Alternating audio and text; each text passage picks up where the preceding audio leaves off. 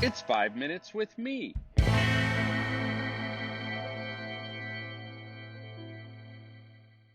Oh, hey, I'm recording. This is Marko, and you're listening to 5 Minutes with Marko. That was kind of a sexy voice, wasn't it? At least I tell myself that. Okay, let's talk about the ministry of fun. Let's talk about it. Uh, it's pretty impossible to stay in youth ministry for more than a few weeks without at least some willingness to have fun. Even the most serious and Bible focused youth leader needs to add fun as a value. Let me give you some rationale here. Number one, first, fun is a God thing. God is the inventor of fun. God is the one who designed the sensation of the tickle. God thought up laughter. God created our mouths to involuntarily turn up into a smile when we're pleased or find something humorous. We often unintentionally teach a heresy about fun, and that's that it's all good and well, but isn't actually spiritual. It's our non formal curriculum when we say things like, okay, we played that game and that was fun, but now it's time to get serious and turn to the Word of God. Fun is one of the last words most people would use to describe Christ followers. It's probably fair to say that fun would be a weak ministry value if it were our only ministry value. But let's now stop apologizing and add fun with theological conviction to the description of the vibe we desire in our youth ministries. I just have to believe that Jesus and his boys laughed their heads off at times, especially after Peter said something funny and Andrew responded by snorting and shooting goat's milk out his nose. Second, fun is a cultural value and a youth culture value. There's no question that having fun is a high value to teenagers. We're called as missionaries to bring a contextualized gospel to the world of teens. And since fun isn't a value that is in any way antithetical to the gospel, let's at least start with the assumption that it's morally neutral, effectively used for good or evil, capable of being experienced in a way that aligns with or diminishes God's intent for our lives. Of course, there are plenty of ways that fun can be destructive. All those lesser funs are a bastardization of fun, resulting in the diminishment of a human who God desperately loves. But when we don't embrace fun as a value, teenagers subconsciously think this place doesn't line up with what is normal and valuable to me, so this place isn't a good fit for me. Third, fun engages teenagers. We can't hope to play a role in connecting teenagers with the love of Jesus unless we first engage them. We don't shape a teen's life by simply being in the same room. Great engagement comes in lots of forms: offering genuine belonging, listening, asking questions, serving together, connecting with various senses. But fun is at least one of those engagement tools in our kit.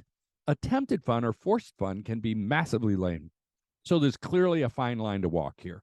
But fun can provide an avenue for engagement when even the most proactive conversational approach simply falls flat in a pile of good intentions. Fourth, fun lowers defenses.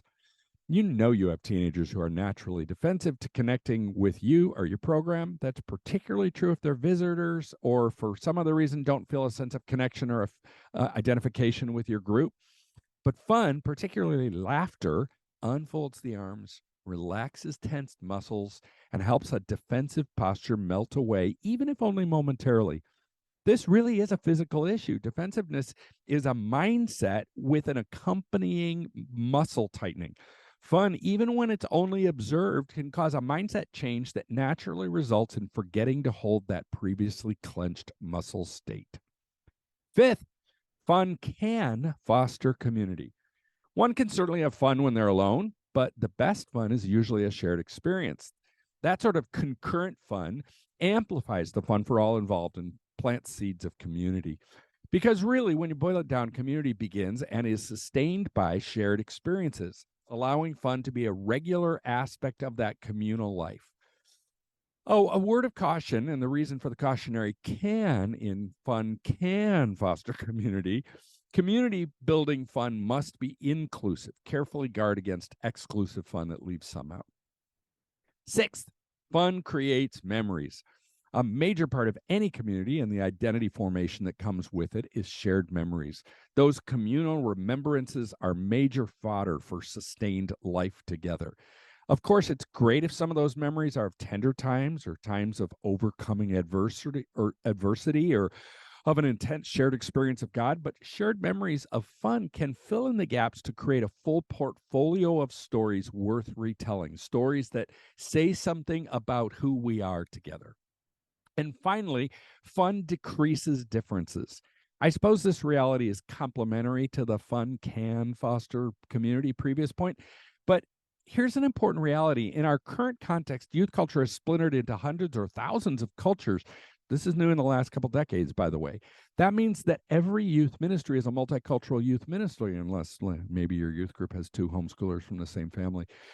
One of our greatest goals in youth ministry should be the creation of a new kingdom culture that supersedes the many cultures represented in the population of your youth ministry.